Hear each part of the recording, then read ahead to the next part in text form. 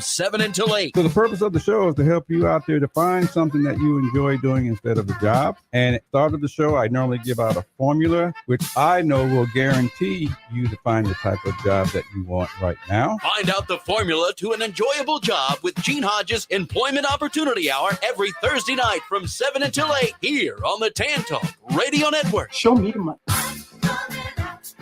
Hi, this is Jay Leno. Hey, this is Ted Nugent. Hi, everybody. This is David Hobbs. Hi, this is Bob Varsho. Hey, this is Danny the Count Coker. Hey, this is comedian, author, and most importantly, vintage race car driver Adam Carolla. Hi, this is Shirley Cha-Cha Muldowney. I'm John Forrest. Hey, this is Jack Roush. And you're listening to Nostalgic Radio and Cars. That's Nostalgic Radio and Cars with the most fascinating and legendary names in motorsports every Tuesday from 7 to 8 p.m. right here on the Tan Talk Radio Network.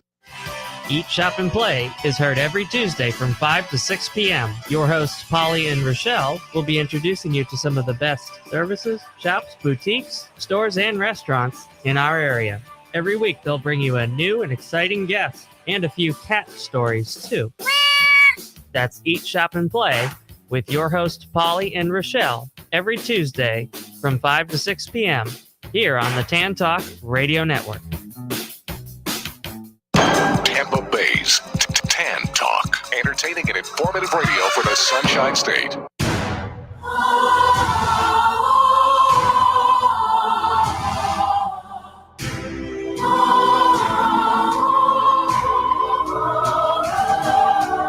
Can you hear the voices of the people marching everywhere?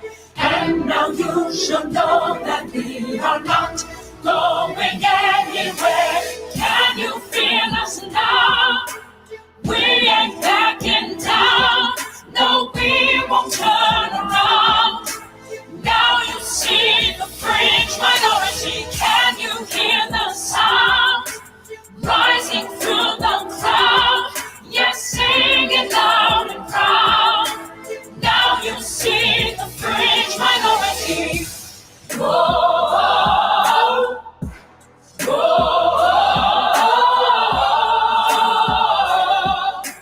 Now you see the fringe minority.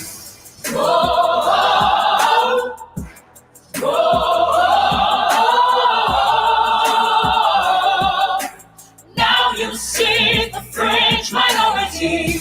After taking everything we had. Okay, hello everybody. It is JIERRA and Miriam back with Voices for Change. Yes, hello everybody. Hello, hello. Nice to see you, my friend. Yes, you too. It's so awesome to be back in here with you. Yes, I was actually absent last week, but you had an amazing show. Pulled it off all on your own. I know, it was fantastic. It was great. And my friend Miriam has actually been extremely busy in the last week. Miriam, can you tell my friends all of the philanthropy that you've been doing in the last week? Yes, so I have actually been pretty busy. I was out working on a few conferences. I went to the School Resource Officer Florida conference last week and spoke to many of the police officers that are protecting your kids at public schools. And then just a couple days ago, I went to the National School Safety Conference. And so both of those had thousands of people that are interested in protecting the public's kids. And it was wonderful to see, a little bit unfortunately tainted with some sadness due to the recent shooting. So police and school administrators and different officials were very concerned about implementing the changes that are happening right now.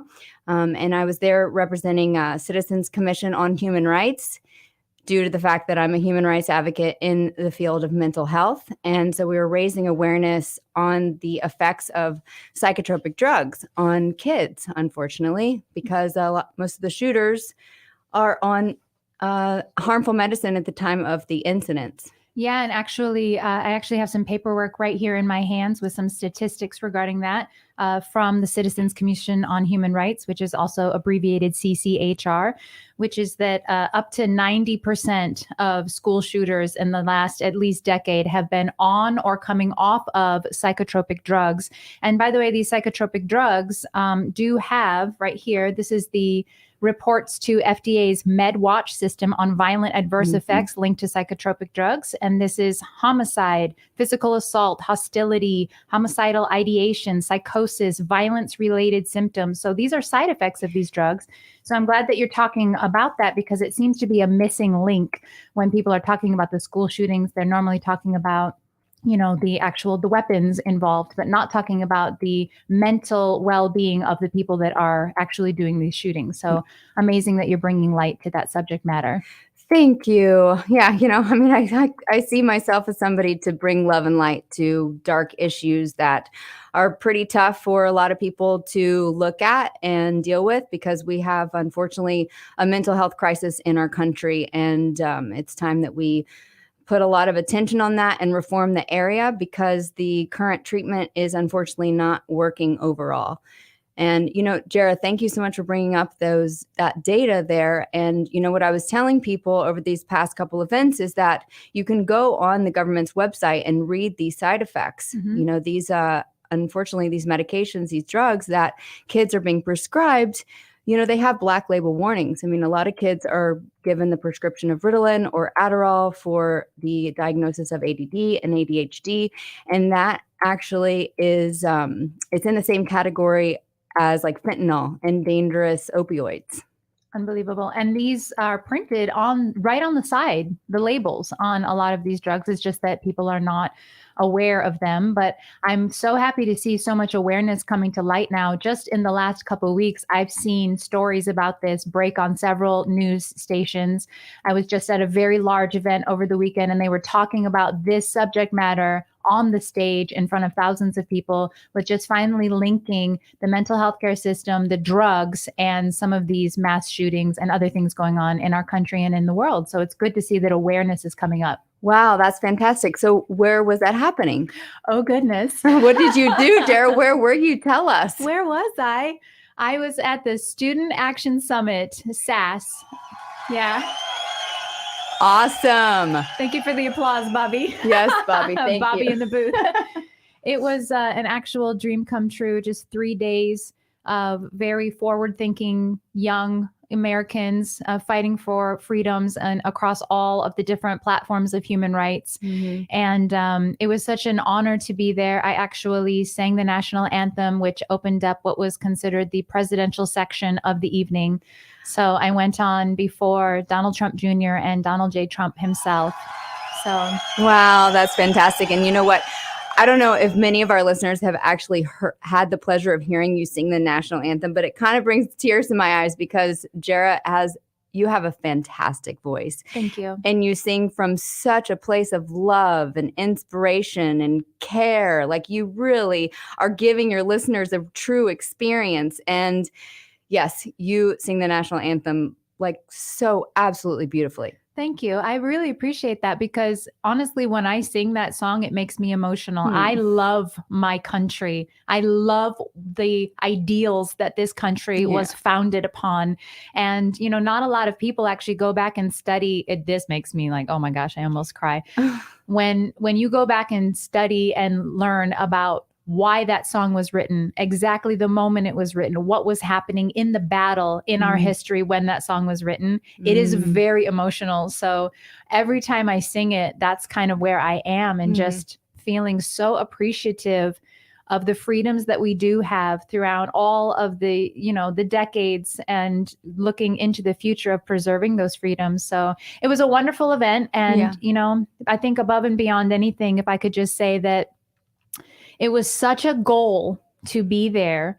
And I think you know this, Miriam, as my friend. But, when I came out and started just wanting to sing about freedom and about human rights, only about 6.5 months ago, it's been such a rocket ride. And the truth is that, just to tell listeners out there, that didn't happen by mistake. I have worked so hard. I have contacted so many people. I have Instagram, emailed, found phone numbers, contacted agents, and then went out and did so many humanitarian events for medical freedom, for racial freedom.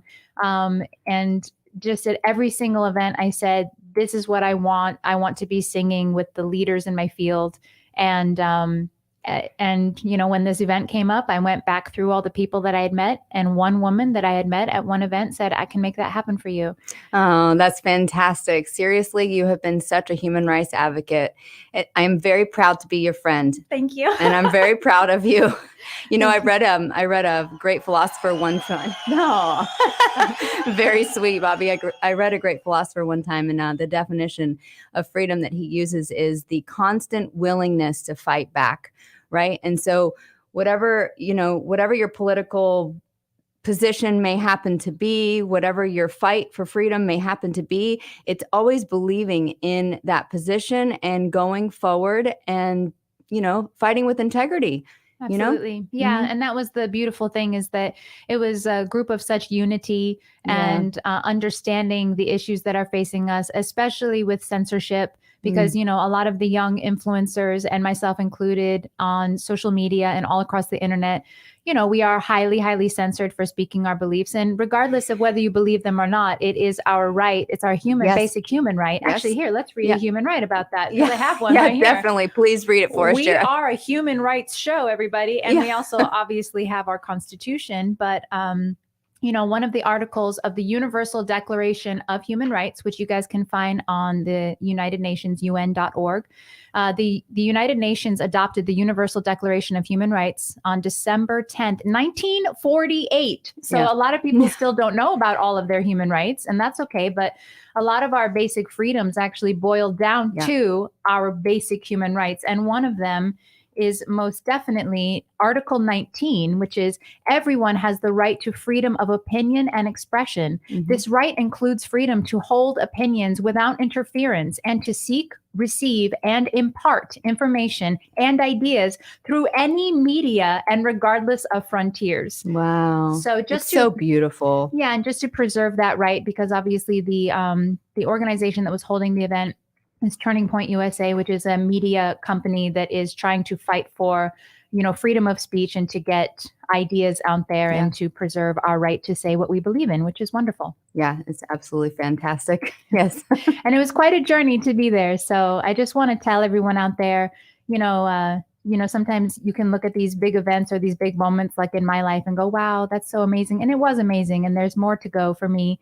But it did take a lot of work. And it just takes absolute persistence and believing in yourself. And there are hard times. I mean, Miriam, you're my friend. I've been over at your house. I've cried before saying, I don't know how I'm going to accomplish my goals. And you've helped me out with various different things that I can do. And, we all have our obstacles and stuff, but to keep going, to preserve your own mental well-being by finding things that work for you. I don't do drugs. Definitely. I don't do alcohol. Yes. I take a walk. Right. Yeah. Take a walk. That's a really good one, actually. Take a walk, vitamins and minerals. I love those for our mental health, our holistic mental health. It's so important. And yes, me too. I mean, I've gone through some pretty rough times, and let me tell you, struggling through it and then finding my way was not an easy battle, so to speak. Right. But absolutely. It definitely makes it worth it when you get to the other side. Oh, yeah. Mm-hmm. And just even myself, like not telling my whole story right now, but I had very, very sizable and considerable physical health issues for years before 2018, which I haven't even really openly spoken about. I will tell that whole story at some point, but great. I mean, medical issues to the point where I was bedridden for long periods of time, finally got better end of 2018. 2019 was rocking and rolling. I was like, oh my gosh, yay. A breakthrough. 2020 started and I was like, this is going to be my best year ever. What happened? Wait a second. Hold on. Yeah, literally lost everything. Lost the contract, lost the label, lost the deal, lost my home. Right. And now it's 2022 and I just sang on the stage at the Student Action Summit introducing, some of the greatest leaders in the world. And that all happened in the last 7 months from just making a decision, believing in what I believe in and not being afraid and surrounding myself with the right people and not giving up. There've been many moments where I was like, I don't have what I need. I don't have anything, but I do. Yeah. It's not always about the material possessions. It's about the right people, your heart, your connections, right? Connections, alignment, really unifying together and working together. There's just so much power in unifying.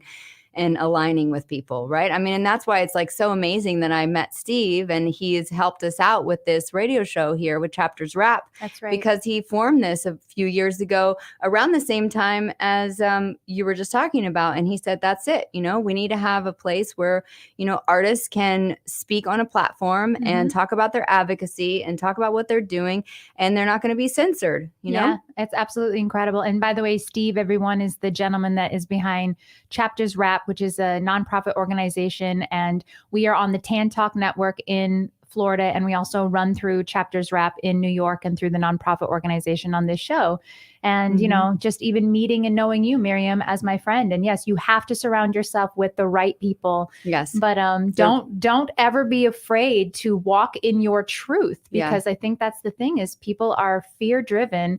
And I will tell you firsthand that I've had a lot of fear in my journey, even making the decision to, you know, make the kind of music I really wanted and stand up for what I believe in. I was terrified. Right. And it has been the best decision of my entire life. And that's the beautiful thing about even this show. It's about human rights. You know, we may all have different beliefs about religion, politics, racial factors, other things going on in the world right now. But one thing I think that a lot of people can agree on is our basic human rights. We are not here to cause division. We are always promoting, you know, unifying subjects and trying to create more love and unity between people. And that's the basis of our show. Oh, that was so beautiful, JIERRA. Definitely. Yeah, there's a lot of power in being unified. Definitely, for sure. And I just want to share a quick story with you. Something that you said reminded me of when I was talking to different attendees at the few conferences that I was at. A lot of guys were ex-military, militia. They were like really invested in security companies, and with tears in their eyes, almost one for one, told me that they wish that they lived in a world where there was no use for their company. And I mean, look, it's going to make me tear up even just telling you, right? Because what has happened in our country the past month with kids being hurt, killed in a lot of situations, it's really brought people, like brought their eyes, like, you know, peeled their eyes wide open and showed them really what they have to do in order to fight back, you know, for their parental rights and for the safety of their kids. But then even while they're all fighting for it, they're actually wishing that things were better, and that wasn't happening, you know? Yeah. And you know what? That's why we are doing what we're doing here, and just moving my microphone. Sorry, everybody. And that's why it was so amazing to be a part of that summit this weekend, because all of these people, look, our show is also about empowering people. You know, Miriam and I got together, we got offered to do this show. It happened very quickly. There were many reasons why we could have said no. We don't have the resources. We don't have a team. We you know, we're still working on getting certain things together, but you know what? We did it. And you can always find something that you can do. Like I used to be a huge believer in the fact that I needed to have before I could do. I was the worst in the world about that. Now I'm like, take what you have and do what you can do now. And then build, and then do one more thing, and then build one more thing, you know? And that's how, I mean, that's how I've gotten to where I've gotten to in the last 6.5 months. Yeah. It's a very, very important lesson on like not waiting, right? Yeah. Don't wait. Don't wait. And actually, I mean, if it's okay with you, Miriam, I'd love to talk about our guest coming on, because what an incredible human being. I did not know about him just a little bit ago. I'm so happy that you introduced him to my life and that we're going to introduce him to the show. If I may just read a couple things about him. His name is Jeff Newton. He's actually a business leader of more than 40 years in the food supply chain. So, which is pretty cool, because he took that knowledge and that experience, and now he's created an organization called I Foster, where he heads up an initiative, I Foster Hope, to develop partnerships that raise funds and hire foster youth. And just a couple other things that I didn't know, but it's worth mentioning. There are over 450,000 children in foster care, and close to 30,000 age out every year, which means they get old enough to where they can no longer be in the foster care system. So in all honesty, 50% will be unemployed, and those employed will only earn $7,500 a year, which is impossible to live off of these days. 50% will experience homelessness. 70% will be on government assistance. Less than 3% will have earned a degree. So what Jeff and his organization do is that they actually have teamed up with a lot of other resources and companies, and they actually equip these youth to succeed through I Foster Hope, and a network of over 3,800 partners and foster care agencies to actually invest in foster youth and make the difference between surviving and thriving in the foster care system and when they age out. And last but not least, they've been recognized by none other than the White House Office the White House Office of Social Innovation, Congressional Angels in Adoption, AARP Purpose Prize, Points of Light, American Leader of Change, and many others. So, wow, what an incredible organization. Yes, amazing. Yeah, Jeff is a fantastic human being. I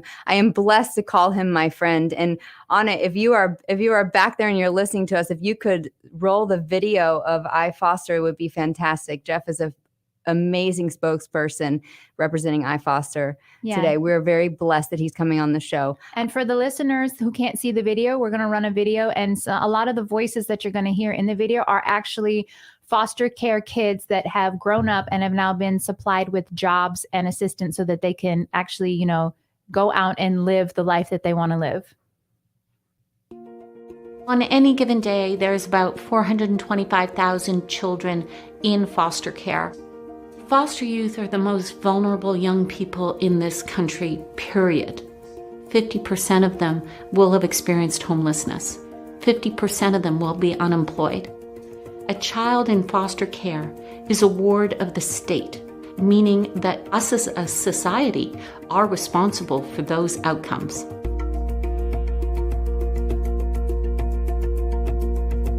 The I Foster Jobs program is a unique public-private partnership to train foster youth and provide jobs prior to aging out so they can successfully transition to independence. Been a foster child for all my life, so Rayleigh's, me and the customers are creating a relationship to where they come back, they're like, oh no, I want him to make my sandwich, or oh, how's it going, Francisco? Oh, I'm doing all right. Our foster job program is much more than just getting you a job. They want to bring people with them through the doors that can't be opened alone.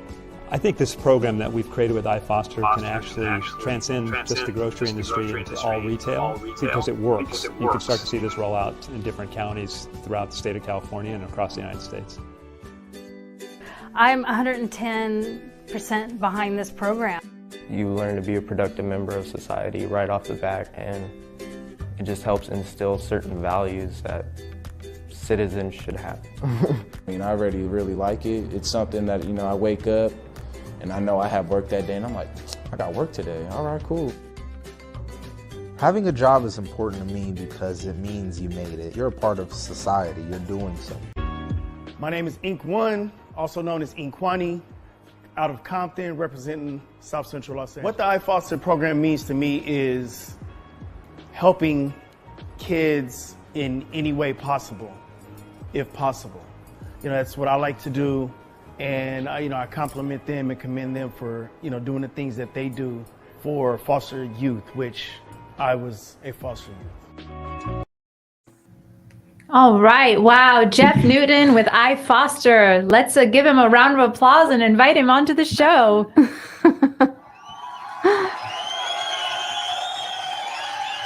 Jeff, it's so wonderful to have you here with us today. Yeah. Good evening, Miriam, JIERRA. JIERRA, it's so nice to meet you, and love your enthusiasm, love your voice. I already have a couple of your songs from 2014 in my Apple Music now. So. Oh, wow. That's amazing. Yeah. I'm really not sure what the one about Mr. Worthless was about yet, but. Oh, yeah. That was that was a heartache song. That was a good old breakup song, Jeff. Got to write one of those every now and then in your life. I thought that might be the case. And Miriam, what an amazing, I don't even know how to describe you other than you add joy to so many people's lives, and the things that you're working on. I don't know your whole story yet, JIERRA, but I've been working with with Miriam for a while now, and she is just doing epic stuff in the space for human rights, for mental wellness, and obviously serving in the foster care space, particularly with Miracles Outreach. Miriam, I am just so blown away by Michelle and that whole organization. Just amazing things that you are doing serving those ladies. Well, thank you so much, Jeff. Yeah, great stories coming out of there. Thank you so much. I'm just doing my part. I just look at us as all being like the perfect puzzle pieces to, make our difference and be human rights advocates and push forward and do what's right. Right. I mean, that's what we got to do. So Jeff. Well, one of my favorite sayings is Mother Teresa, who said, we can't all do great things, but we can do small things with great love. Yeah. And one thing that I have really, really experienced serving foster kids for the last few years is that's the killer app, to quote my friend Tim Sanders, who wrote a book about it.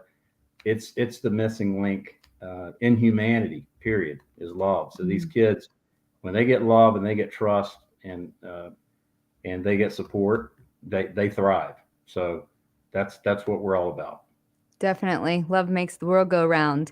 So Jeff, please tell us how you became involved in foster care. Yeah, it was, sometimes I think it was mere chance, but I don't think it was, just because of what's transpired since that time.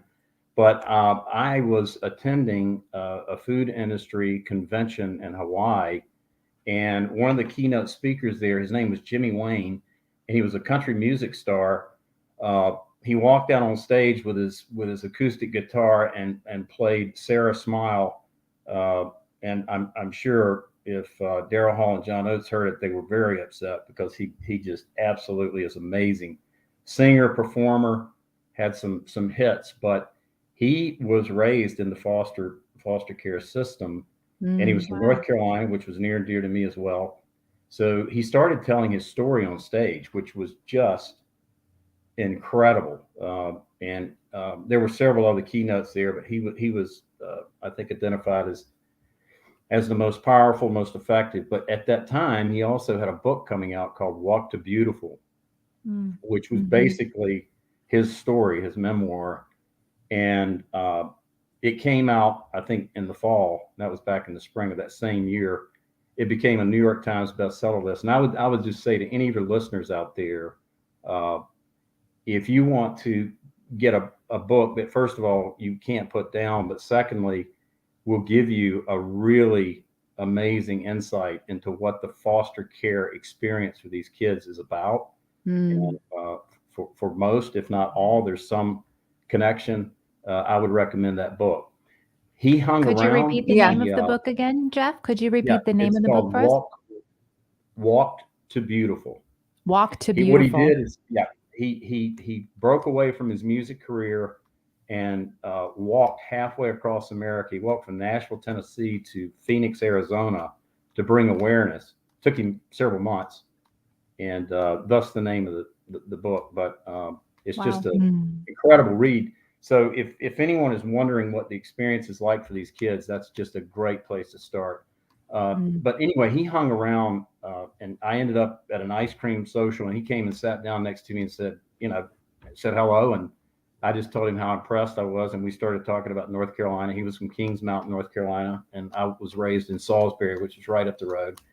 And so I just asked him, I said, what can our industry do? I'm hearing this mega $1 billion industry in food retail and all the consumer packaged goods companies, CPG companies, all the suppliers. And he said they need jobs, and so that's all I needed.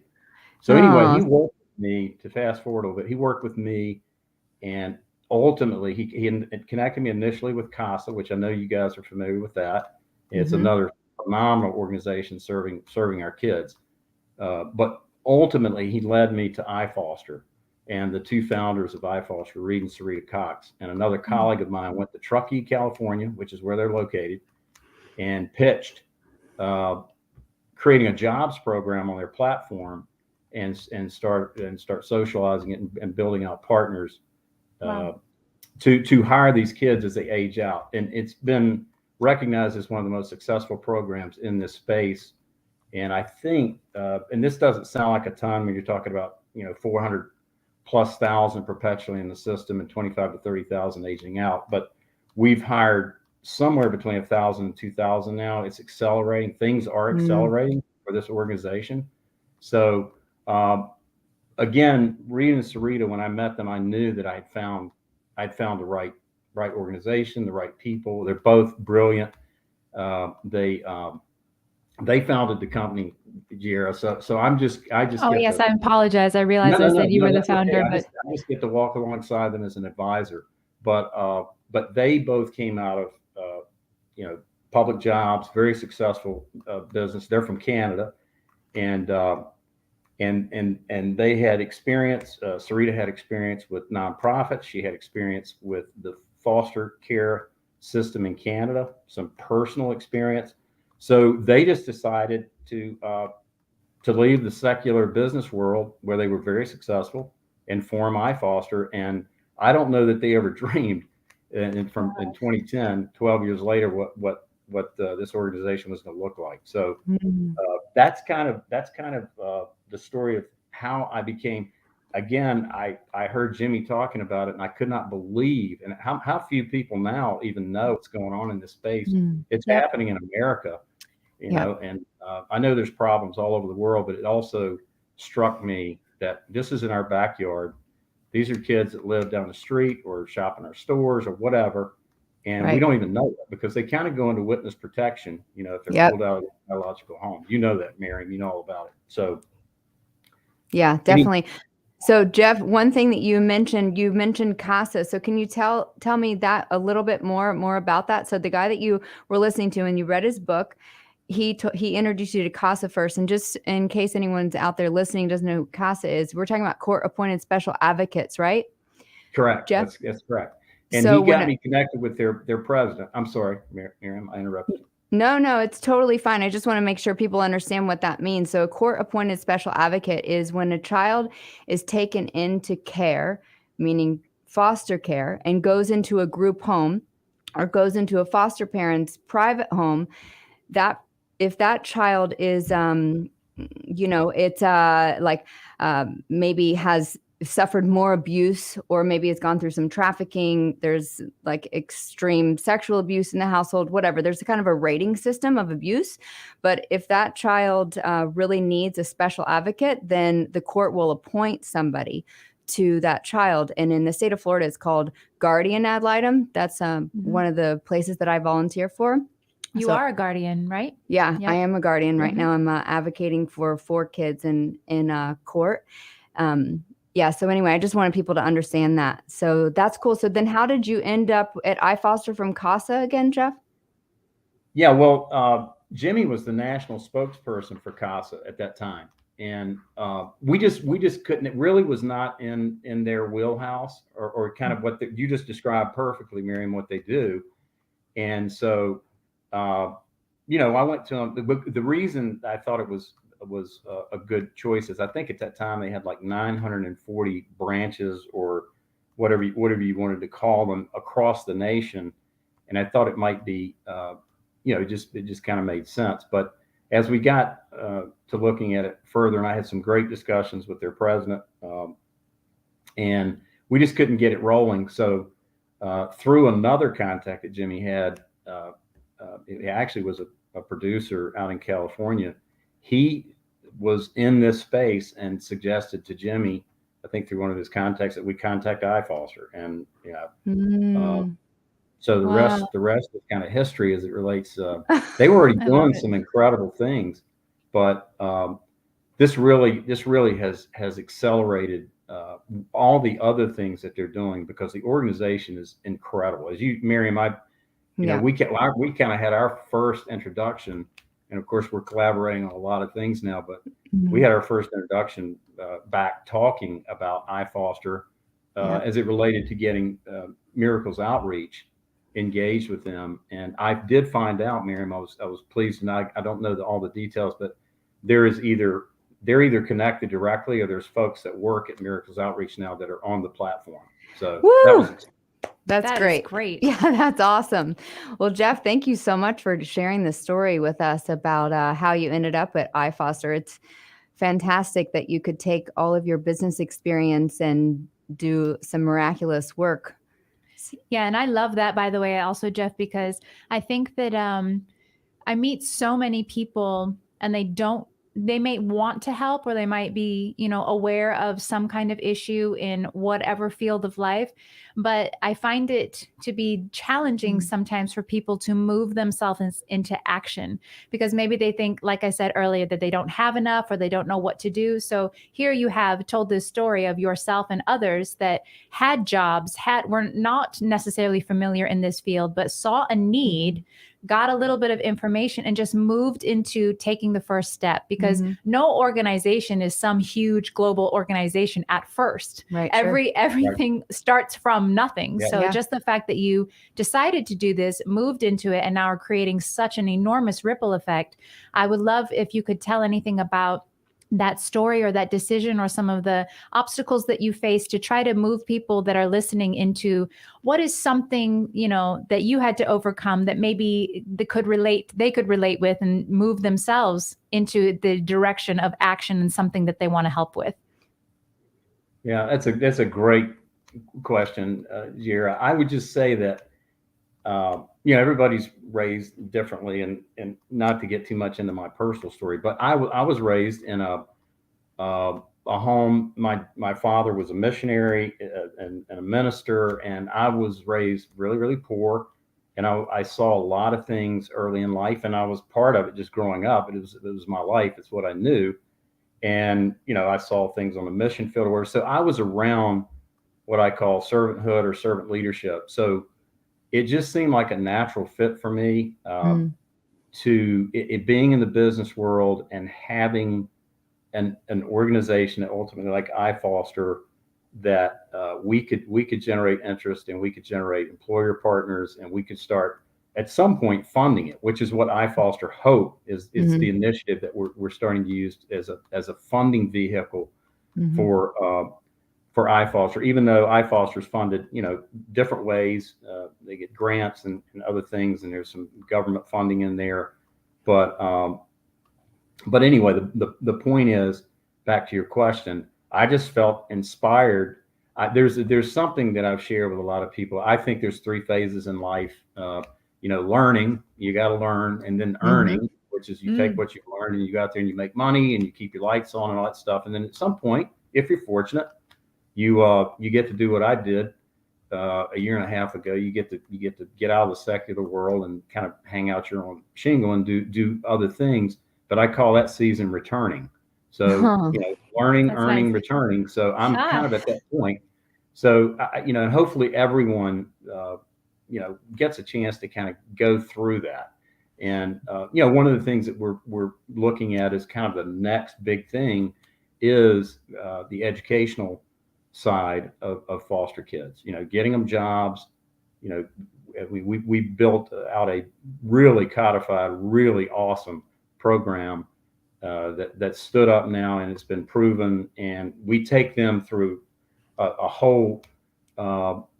We did it virtually during COVID, but we take them through a significant amount of training, life skills, soft skills, how to do interviews. I've done a lot of mock interviews, and we call them assessment days, but really preparing them to get out there and be successful. Yeah.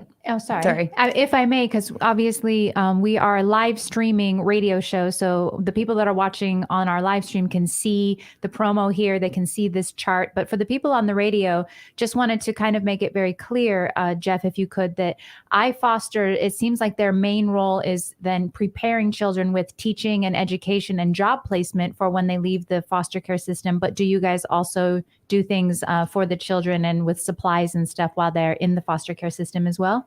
Yeah, definitely. We cannot wait to hear about all of that. Jeff, real fast before you go on, I just wanted to say that it really sounds like you saw a need and you decided to meet the need. I hear there's a lot of individuals that work at a group home that I volunteer at, Miracles Outreach, and that is the consensus of the people that work there. They see a need and they meet a need. And I just want to commend you for I don't know, everything that you're doing to be such a child advocate and stand up for, all of God's kids in this country, because they all deserve love and they deserve hope. And, iFoster is giving them that.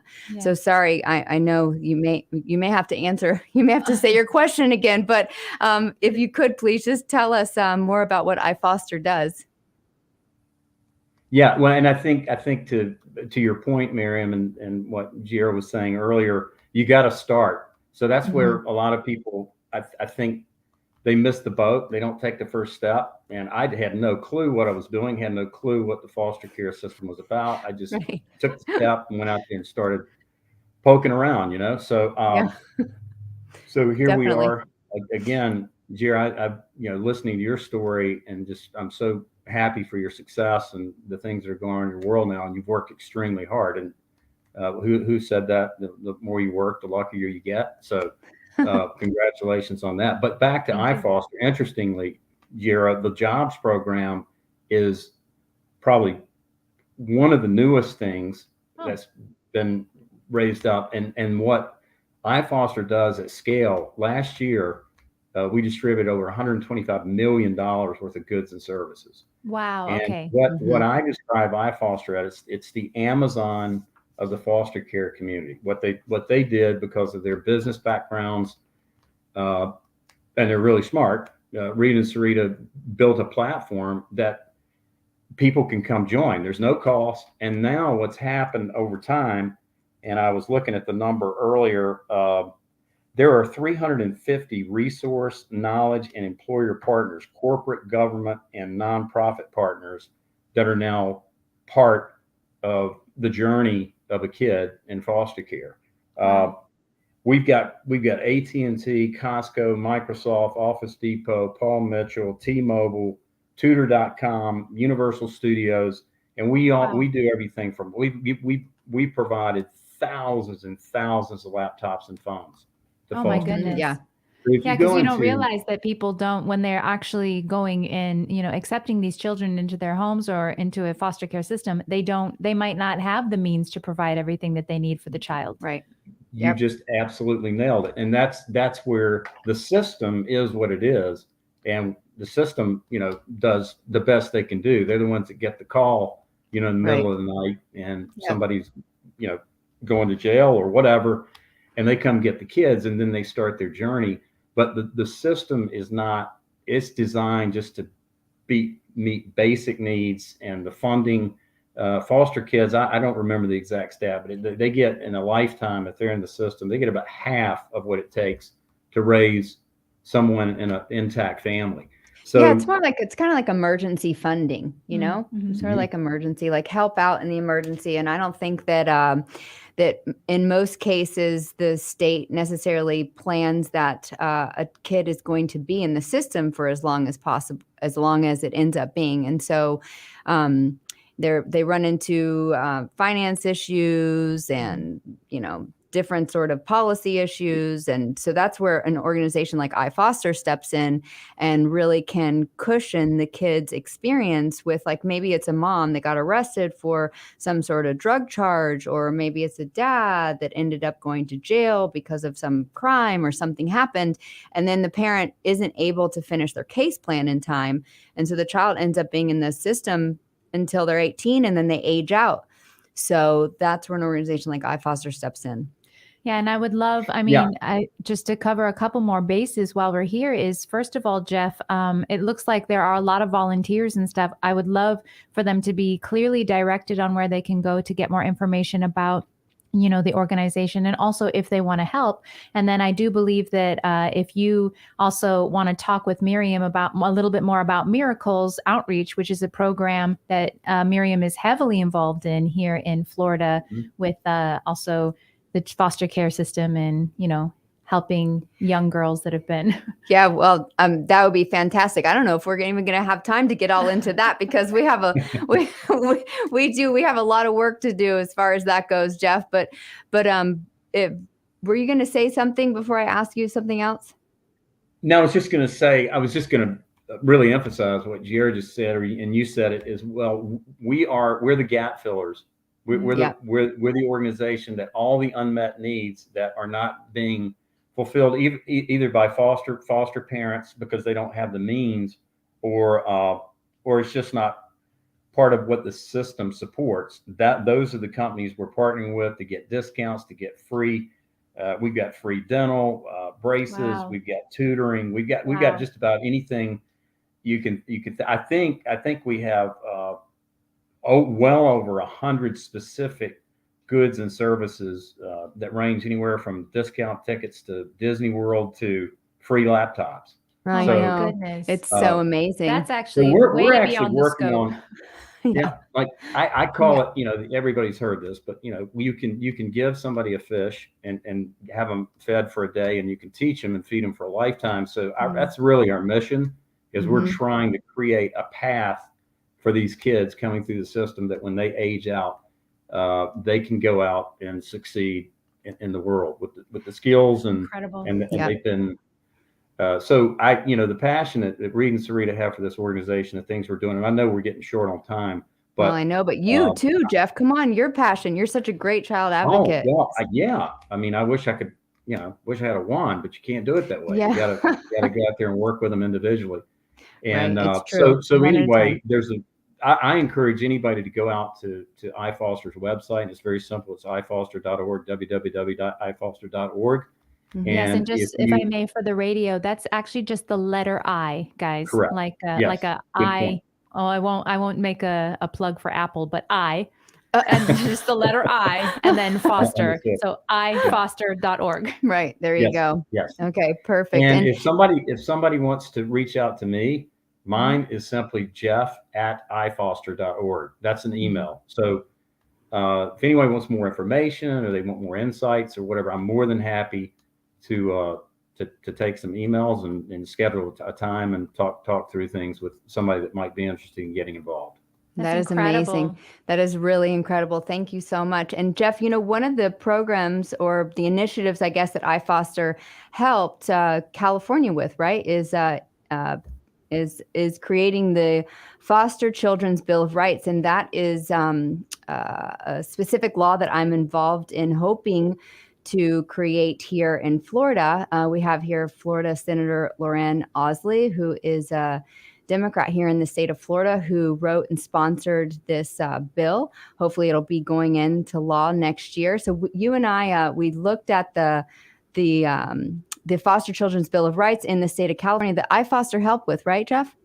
Yeah, they really were the sponsor and walked it all the way through. And I'm so glad you brought that up, Miriam, I was like, yeah, I wanted to hear an update from you on that, because that is just awesome that you're kind of at the point of the spear trying to get this done with legislation. So congratulations. I know you've been working hard on that.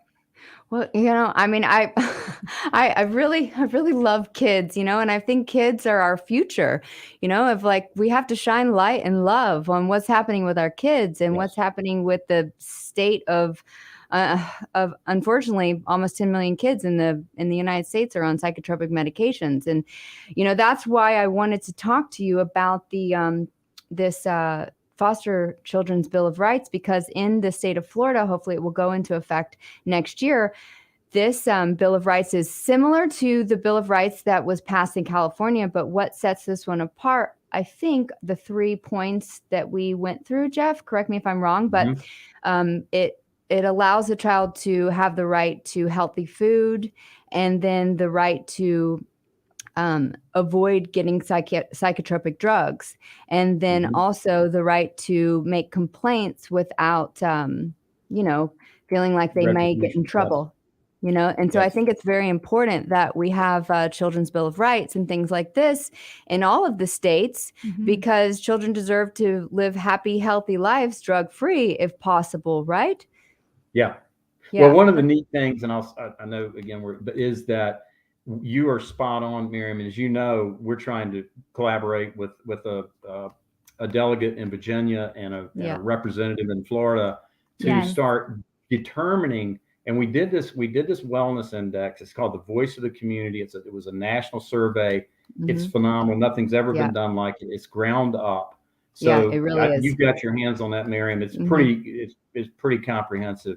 And it's been sent to hundreds of representatives and senators, legislators at the federal level and the state level. Yeah. And it's telling us the right problems to work on. You know, we've been working on a lot of the wrong ones.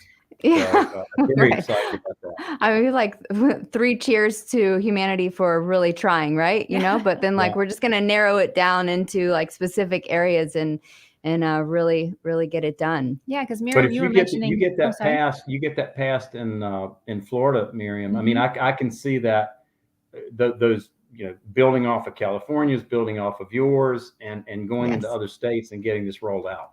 Yes. Definitely. And just to be a little more clear, because Miriam, you explained this to me right before we went on air. Obviously, like I have here the parental rights in Florida, which was passed last year. And that's for parents' rights to decide all kinds of things that you guys should know about. And this is being worked on, you know, other areas of the country. But the children in foster care do not have their own Bill of Rights. This is the parental rights.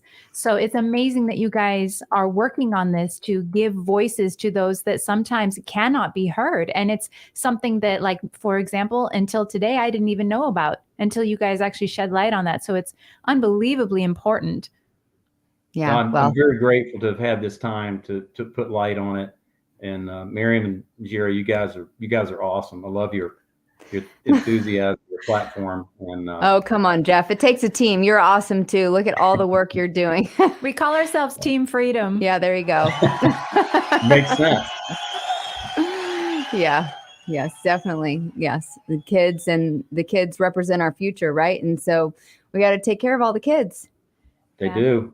Well, this was incredible. We're so honored to have you. We have just a couple minutes. We're going to have to start the wrap up portion, but I'd love to mention on the air again for those that are listening on the radio that it is just the letter ifoster.org, ifoster.org. And if you'd like to get in touch with Jeff, it is jeff@ifoster.org. He's happy to receive your emails if you want to find out about the program or how you guys can help. Awesome. Thank you so much, Jeff. You are fantastic. Thank you, guys. Appreciate you. I really appreciate you too. Yeah, Jeff, you're awesome. Well, guys, then we're going to come to the end of our show in a minute here. Well, that was amazing for human rights. Oh, I love that. What an amazing human being. And Miriam, I'm grateful that you've actually introduced him and more knowledge into my life because, like I say all the time, look, we don't all know everything. It's okay to know what you know and know what you don't know. So, well, right. And we all teach each other, right? And we have right. to like spread awareness and help each other. And I mean, that's really sweet of you. And Jeff really, he holds a special place in my heart. He is a real special human being. I can see it. Yes. And like he said, when he started, he didn't know anything about it. He had to start somewhere. Yeah. So we're going to wrap up this show, Voices for Change. I'd like really quickly also, because I forget sometimes, to tell you where you can find my music. It's my name, which is JIERRA, JIERRA.com, JIERRA.com. And we're going to play you a song. And Miriam, any more shout outs you want to do in the last 30 seconds here?